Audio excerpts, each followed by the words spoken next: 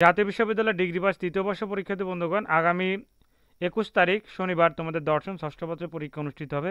ইনশাআল্লাহ এই ভিডিওতে দর্শন ষষ্ঠ পত্রের একটি চূড়ান্ত সাজেশন নিয়ে আলোচনা করব। তো তোমরা যারা চ্যানেলটিতে নতুন দর্শক আছো অবশ্যই চ্যানেলটি সাবস্ক্রাইব করে সাথে থাকবে।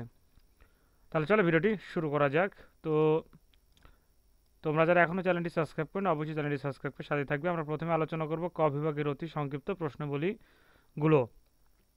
1 নম্বর যুক্তিবিদ্যার জনককে।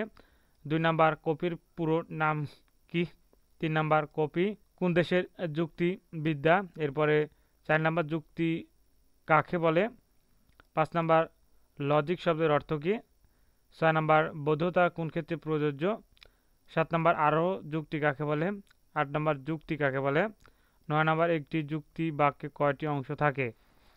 এরপরে 10 নম্বর পদ কি। 11 নম্বর ভাষা কত প্রকার ও কী কী। 12 নম্বর ভাষার 3টি মৌলিক কাজ কি। 13 নম্বর অনুপস্থিতি কি। এরপরে 14 নম্বর ভাষার ভাব পরিবাহী ক্ষমতা কি। 15 নম্বর যৌক্তিক সংজ্ঞা কি। 16 নম্বর সংজ্ঞাদানের কৌশল কত প্রকার। 17 নম্বর আরেপক সংজ্ঞা কাকে বলে। এবার 19 নম্বর 18 নম্বর কোন ধরনের বাক্যকে বচন বলা হয়। এরপরে 19 নম্বর বচনের কয়টি অংশ থাকে। 20 নম্বর অস্তিত্ব সূচক বচন কি কি। 21 নম্বর পদের ব্যাপকতা কাকে বলে।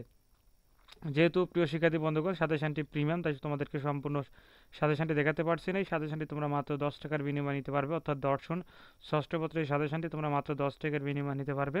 স্ক্রিনে দেখানো হোয়াটসঅ্যাপ নাম্বারে যোগাযোগ করে অল্প পারিশ্রমিক অর্থাৎ মাত্র 10 টাকার বিনিময়ে তোমরা দর্শন ষষ্ঠ পত্রের সাজেশনটি সংগ্রহ করে নিতে পারবে। ধন্যবাদ। আসসালামু আলাইকুম।